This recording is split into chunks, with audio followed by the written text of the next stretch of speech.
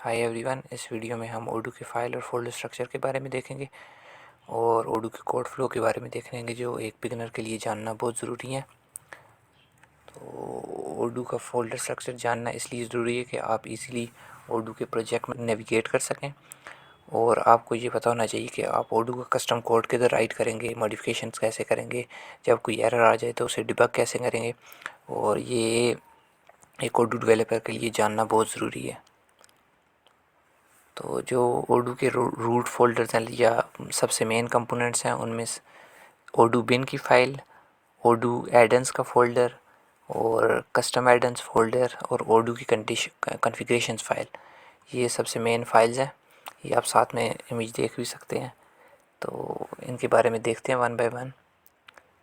तो सबसे पहले एडन्स का फ़ोल्डर, इसमें जो ऑफिशियली ओडू के जितने भी मॉड्यूल्स होते हैं लाइक सेल्स, सीआरएम, इन्वेंट्री और भी डिफरेंट जो ऑफिशियली क्रिएटेड मॉड्यूल्स हैं वो इस फोल्डर में होते हैं। और हर मॉड्यूल का अपना मॉडल होता है, व्यूज़ होते हैं, डिफरेंट सिक्योरिटी रूल्स होते हैं। और जब भी आपने कोई मॉडिफिकेशन करनी हो या चेंजेस करनी हो तो आप डायरेक्टली ओडू के कोर मॉड्यूल्स को चेंज नहीं करते। आप एक कस्टम मॉड्यूल बनाते हैं, वहाँ पे यहाँ इन मॉड्यूल्स को इनहेरिट करके उनमें चेंजिंग करते हैं फिर। तो उसके बाद जो कस्टम एडन्स का फ़ोल्डर है, इसी फोल्डर में आप कस्टम मॉड्यूल्स बनाते हैं या फिर आपको कोई मॉडिफिकेशन करनी हो तो वो आप ये फ़ोल्डर क्रिएट करते हैं और इसको कॉन्फ़िगरेशन फ़ाइल में ऐड करते हैं और फिर वहाँ से आप यहाँ पे कोई मॉड्यूल बना के वहाँ पे चेंजिंग करते हैं आप, ताकि आपका जो कोर है वो सेफ़ रह सके और जो अपग्रेड्स हैं वो मैनेज करना ईजी हो। और अगर आपको कोई कस्टम मॉड्यूल बनाना हो वो भी आप इसी फोल्डर में बनाते हैं।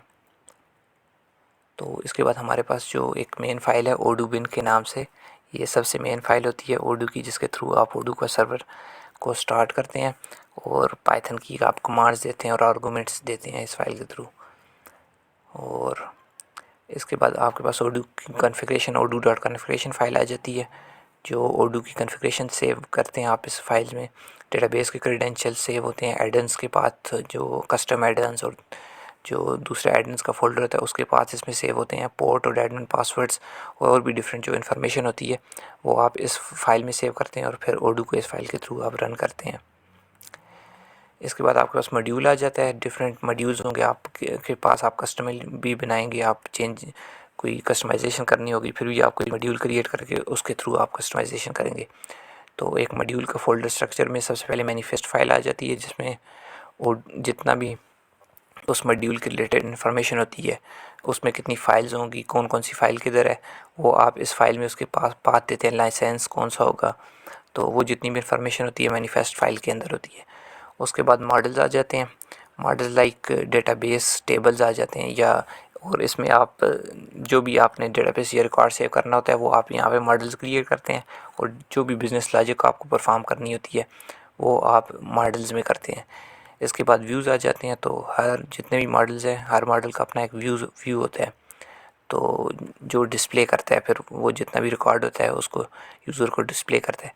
इसके बाद सिक्योरिटी आ जाती है, तो इस फोल्डर के अंदर हर मॉडल की अपनी सिक्योरिटी रूल्स होते हैं। आप किस ग्रुप को क्या क्या रूल्स देते हैं, मतलब कौन सा ग्रुप रीड कर सके, कौन सा राइट कर सके, तो वो सिक्योरिटी फाइल में मैनेज होती है।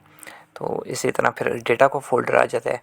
तो डेटा के फोल्डर में जब आप चाहते हैं कि जब आप एक मॉड्यूल इंस्टॉल हो तो कुछ डेटा प्री डिफाइंड हो लाइक कैटेगरीज या इस तरह, तो वो फिर आप इस डेटा के फोल्डर में आप रखते हैं, तो वो ख़ुद ब खुद जब मॉड्यूल इंस्टॉल होता है तो इनिशियलाइज़ हो जाता है।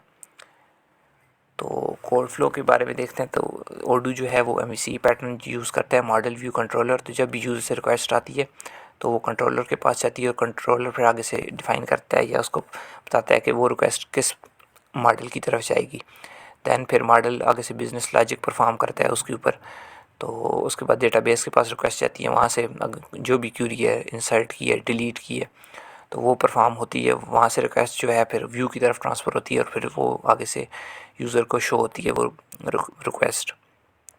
तो इस वीडियो में हमने देखा है कि ओडू का फोल्डर स्ट्रक्चर और जो इम्पोर्टेंट फाइल्स हैं ओडू की, और देन हमने ओडू के मॉड्यूल्स का लेआउट देखा है, और एट दी एंड हमने एक एमवीसी पैटर्न देखा है ओडू किस तरह, कोड फ्लो ओडू में किस तरह होता है।